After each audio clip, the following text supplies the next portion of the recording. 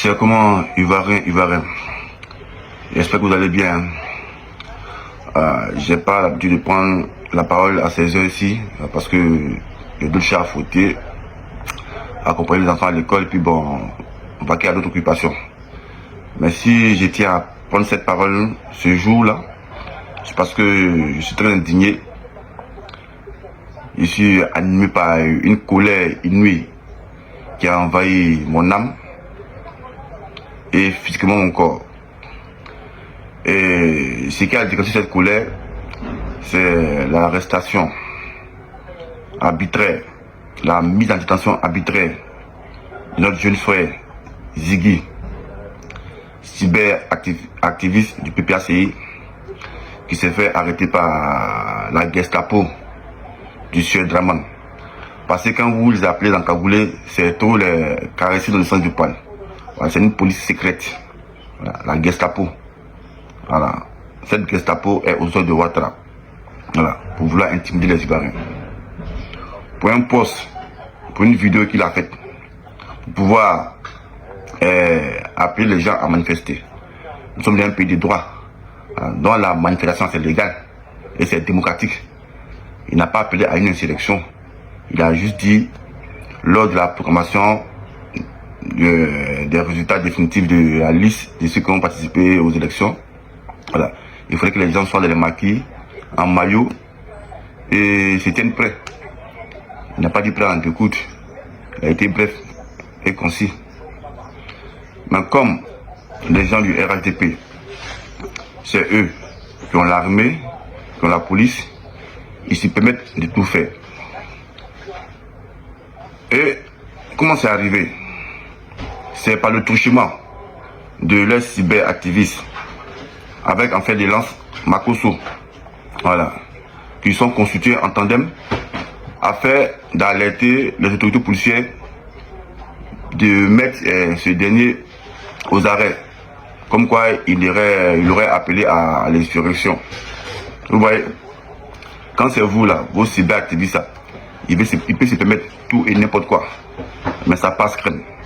Mais quand c'est l'opposition qui ne fait qu'exprimer son ras-de-bol, son mécontentement, vu que vous avez la police avec vous, l'armée, voilà, c'est des arrestations arbitraires. On ne peut pas compter les nombreux hommes de l'opposition qui croupissent à la maca. Tout ça pourquoi? Parce que nous sommes dans une dictature inimaginable qui ne dit pas son nom. Ouattara s'est agrippé au pouvoir. Mais ce qui me fait mal, très mal, voilà, on a été victime de notre hospitalité. Voilà. Parce que quand tu es trop hospitalier là, on prend ton pays comme hôpital. Aujourd'hui, c'est ceux qu'on a donné un pain pour pouvoir avoir un lendemain meilleur qui se retourne contre nous. Et ils veulent s'accaparer notre pays. Et ils ne veulent pas qu'on s'exprime. Ils veulent coûte que coûte nous embastiller. Voilà. Et on se connaît dans un royaume où c'est eux qui ont la parole et nous, on n'a pas de parole. Mais tout ça, ça finit. Et moi, ce qui m'étonne, c'est le chef militaire.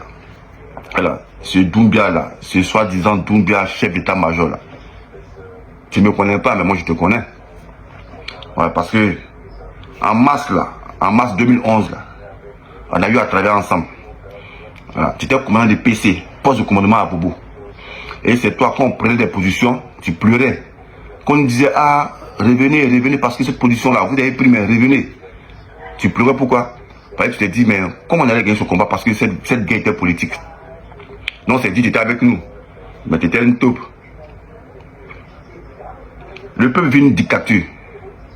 Et vous l'observez. Mais pourtant, quand ça a commencé là, Doumbia, chef d'état-major, tu étais avec nous, non? On a combattu ensemble à Bobo.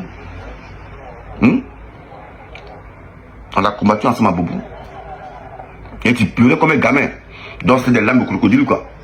Tu faisais croire que non, on a pris des positions, on dit de revenir, éléments, revenez, et tu pleurais à chaudes larmes. Mais c'était un cinéma. Aujourd'hui, tu as vendu le camp à Bobo, là, voilà ta récompense, c'est chef d'état-major. Mais c'est pour vous dire, tout chose a une fin. Voilà. Et cette fin-là, c'est pas pour longtemps. Parce qu'on ne peut pas continuer à vivre de la sorte, à vivre dans le stress. On ne peut plus s'exprimer. Voilà, le petit Ziggy, il a fait quoi de mal? Il n'a rien dit de mal. Il a juste dit à Si on proclame les résultats, ne restez pas chez vous, allez dans les maquis, sortez, mettez-vous en maillot orange, blanc, vert et manifestez.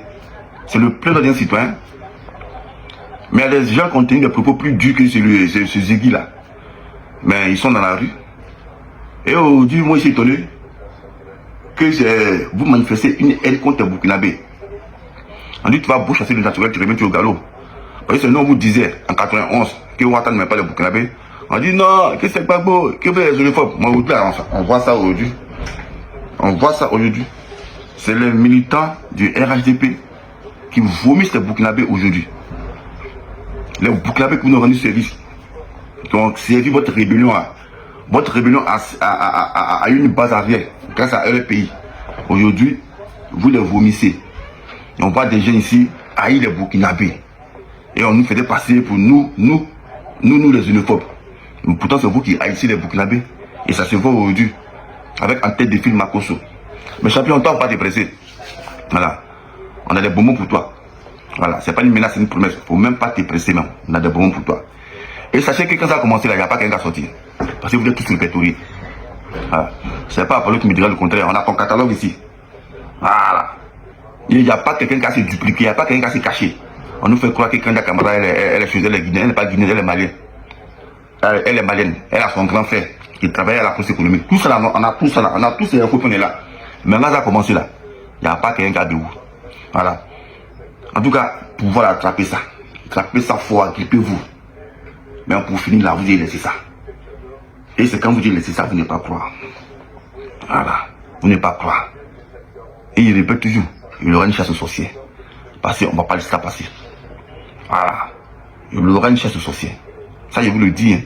Voilà, c'est pas une histoire de haine. Non, non. C'est une promesse. Voilà. Parce que comment vous allez manipuler les gens pour nous faire passer pour les mauvais là. Il faut qu'on éradique ces fléaux là. Voilà. Vous êtes un fléau. Voilà. Vous les apatrides qu'on a considérés comme des frères. C'est vous aujourd'hui qui veulent nous assujettir dans nos pays. On ne peut plus parler. Quand on parle, c'est police. Quand on parle, c'est police. Maintenant, on vous dit que Ouattara ne sera pas le prochain président de la Côte d'Ivoire. Écrivez ça pour garder. C'est ça qui est la question.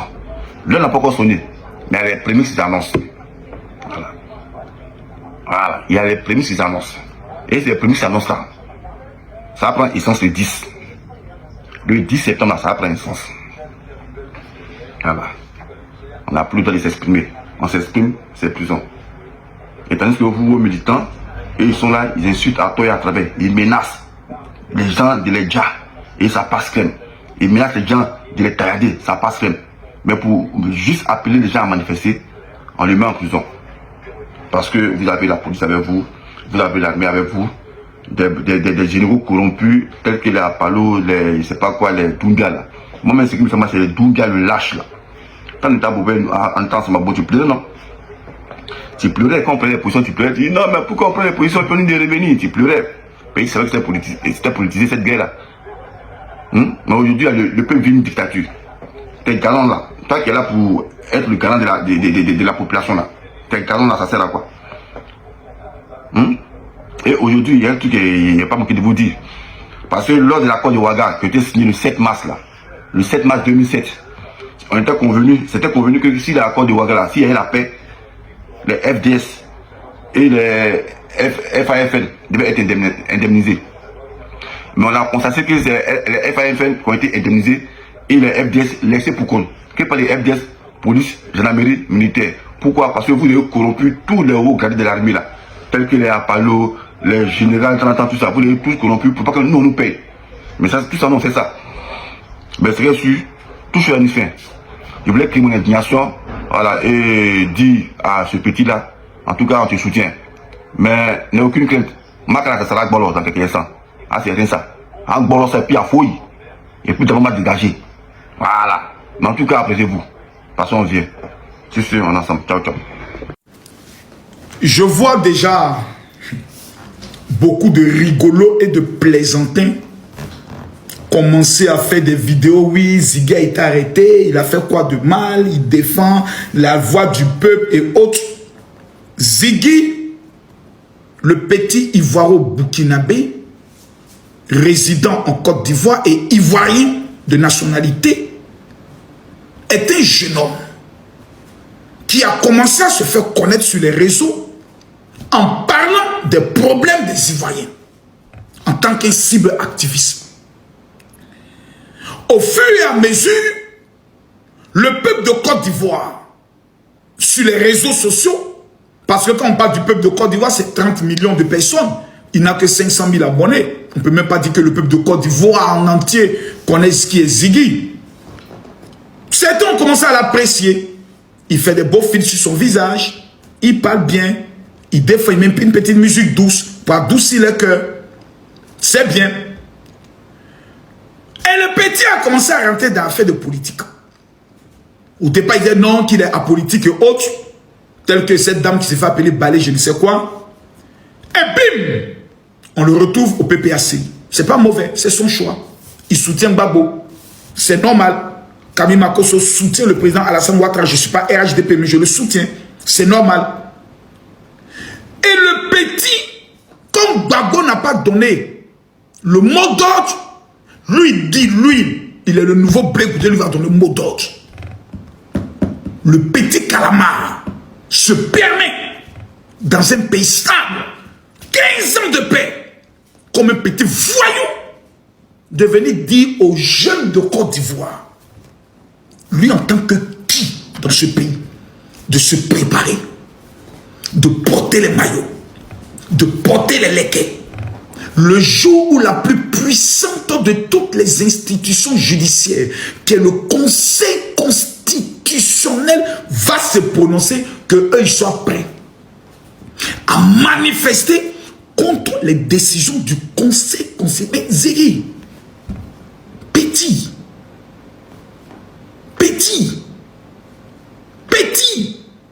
ah ouais, je ne sais pas qui t'a blagué au PPAC, qui a décidé de faire de toi le mouton des sacrifices. Voilà maintenant, Ziggy a été Siri, il va Nimi. Ziggy a été Siri et il va Nimi. J'aimerais dire aux jeunes de Côte d'Ivoire, quand vous voyez un pays connaître le développement, 2 fois champion d'Afrique, métaux qui va sortir, plus de 5 universités qui ont poussé. On ne parle pas des lycées, on ne parle pas qu'Abobo même aura son CHU. Les lycées professionnels poussent à gauche, à droite. Quelqu'un n'est qu'à venir vous blaguer pour vous dire, sortez, allez manifester. Giflez qu'on mette dans votre visage, vous n'allez pas croire.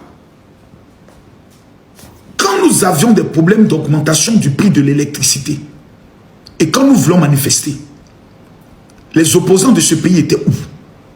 Quand nous menions notre lutte avec Assalé pour les prix de Orange, les soi-disant leaders politiques étaient où? Ils étaient nulle part. Quand nous pleurons, ils ne sont pas là. Mais quand il s'agit de eux, leur intérêt personnel, parce que eux, ils veulent tout avoir et nous rien, eux, ils nous demandent d'aller mourir à leur place. Quiconque se commettra l'erreur de sortir pour aller mourir pour un homme politique, ton âme ira tout droit à l'enfer. Parce que le jour où nous venions au monde, il n'y avait ni le président Alassane Ouattara, ni le président Gbagbo, ni le président Tidjane Thiam, ni le président Soro Guillaume, ni le président Charles Blé Goudé. Nous sommes venus au monde seuls. La terre de la Côte d'Ivoire, là, ce n'est pas la propriété privée du président Alassane Ouattara.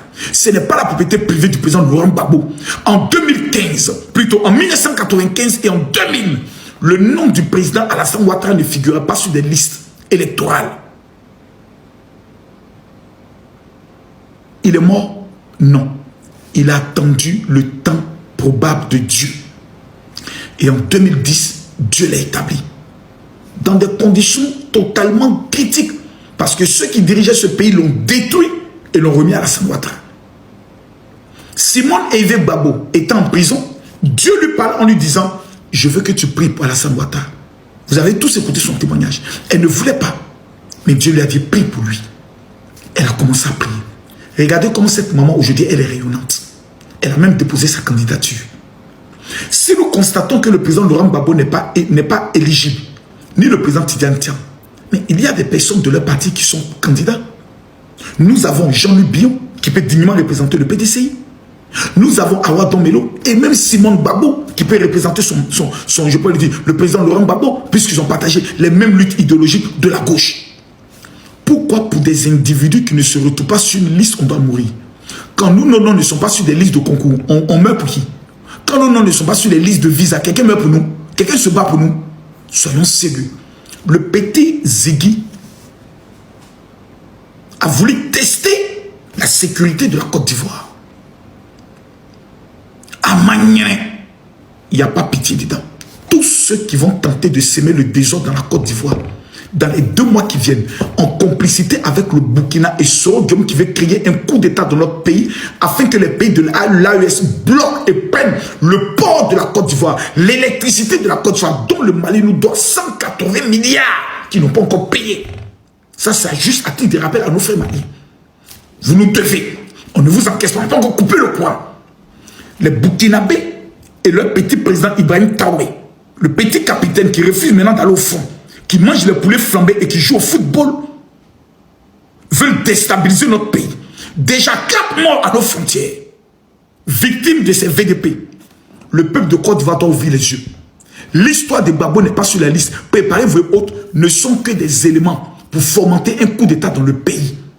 Pour prendre le pays, le coller à l'AES, et les Burkinabés, les Maliens et les Nigériens vont diriger notre pays en contrôlant notre port. Faisons très attention. Soyons mobilisés et soyons déterminés. Tous les mouvements suspects que vous allez constater dans votre quartier, des gens qui sont dans les résidents, vous ne les connaissez pas, ils viennent d'arriver dans le quartier, ils sont bizarres, signalez-les à la police. Nous devons veiller sur la Côte d'Ivoire comme du lait au feu. À bon entendeur, salut.